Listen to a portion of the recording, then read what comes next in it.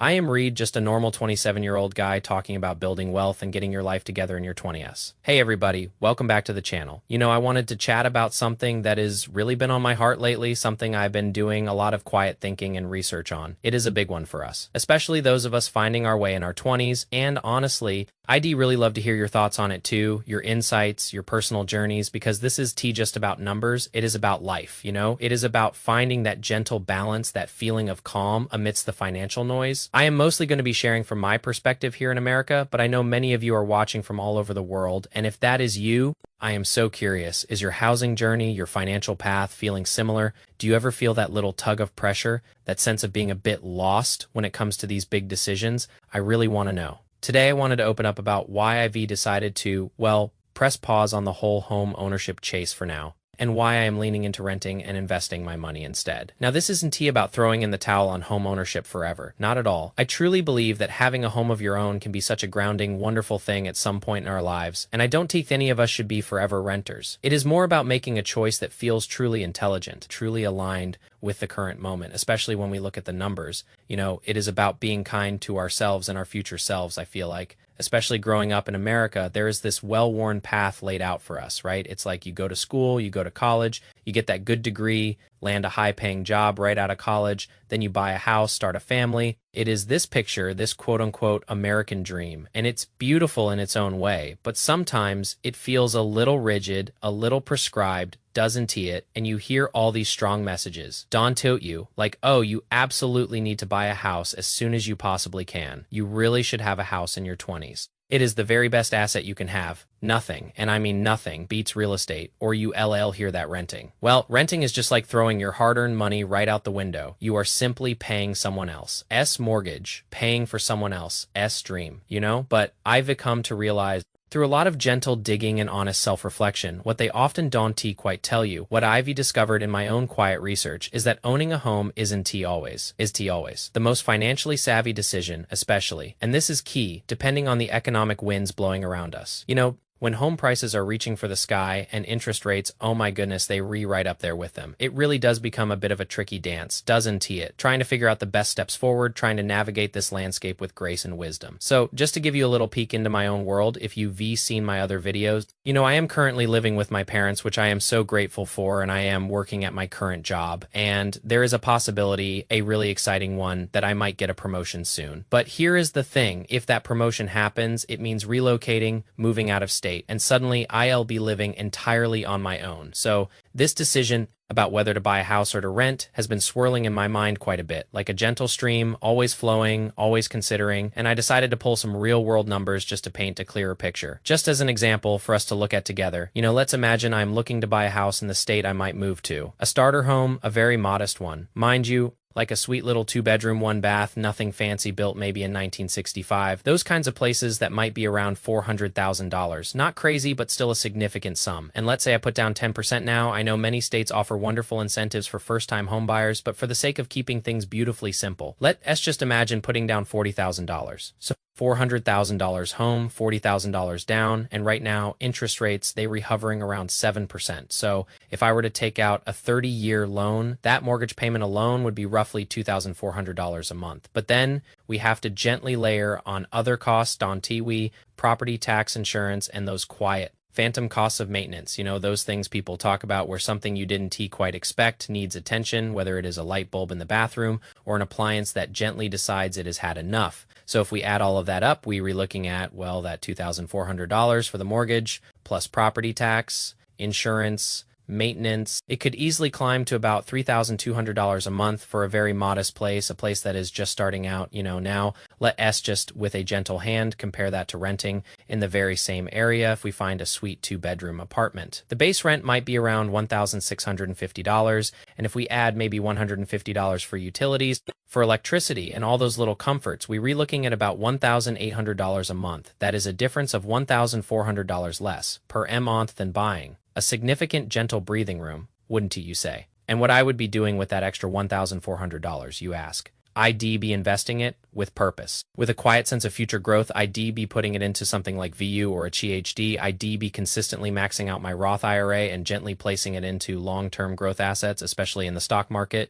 So as a little thought experiment here, let's say I invest that $1,400 every single month. Consistently, gently, over the next 5 years, that is about $16,800 annually. I'd be investing aiming for an average of 8% annual return, which is, historically what the market has offered over the long run. After 5 years, I would have accumulated around $103,000. That's my invested capital plus those beautiful gains. Now, let us just gently place that against the equity I might build in a home over the same period, for the first several years of a mortgage. And if you've ever looked at a mortgage payment breakdown, this feeling you are paying mostly interest, usually for the first, sometimes 10 to 20 years. So after 5 years, I might own maybe $60,000 to $70,000 in home equity. And that is assuming home prices continue their gentle climb, which, as we know, is always a guaranteed path. Renting also offers me something truly invaluable: zero maintenance costs. That quiet peace of mind, it also gives me a beautiful flexibility to move, to adapt. For example, let's say I move to this new state for this full-time job, and after a little while, I gently realize, oh, this isn't quite the right fit for me. I can move, I can change my path without the heavy chains of a property, and there are no surprise repairs. I wouldn't need to worry about a new roof or a sudden plumbing issue, because all of that gentle burden falls on the landlord, on the property owner, not on my shoulders. So instead of tying up $40,000 in a down payment, I could use that money to gently grow diverse assets, not just one physical asset. And I know I hear it often. People say, oh, but renting. Rent is never certain. Rent can always go up. And while that is absolutely true, we have to also, with a gentle heart, consider that housing costs across the board are always in motion.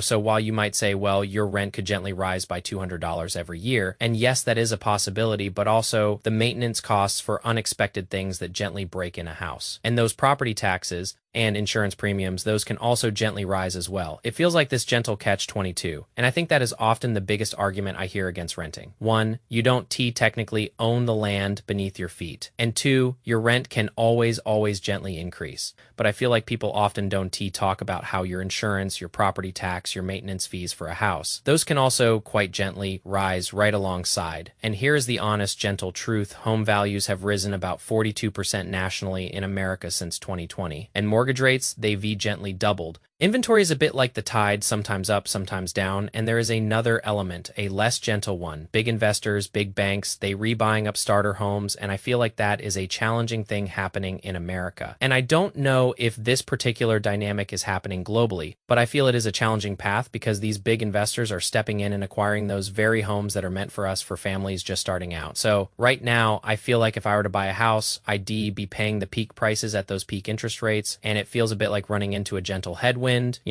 I also feel like a lot of people, especially in America and especially in our age group, tend to define wealth primarily by real estate, where it is like you are not truly wealthy. You are not truly fulfilled unless you own a house. You could have a beautifully diversified $800,000 stock market portfolio, but if you don't have a house in your name, you haven't quote unquote made it. At least that is how I sometimes feel America treats us, the younger generations, and if I am wrong, please gently disagree with me in the comments. Let me know your perspective, but that is just how it feels, how I've kind of grown up perceiving it. And while owning a house can be truly wonderful, look, I would absolutely love to own a house one day. I am not saying I want to be a forever renter. I genuinely do want to own a home. But wealth, true wealth, also gently blossoms from stock market returns. It comes from a thoughtfully built dividend portfolio. It emerges from the quiet, powerful magic of compound growth over time. It comes from liquidity and flexibility, that ability to adapt, to respond to life's gentle currents, and I feel like right now, I'd rather gently nurture income, producing assets like stocks or ETFs, instead of going on a mortgage and then feeling a bit strapped, not having the capital to invest money in my Roth and 401k,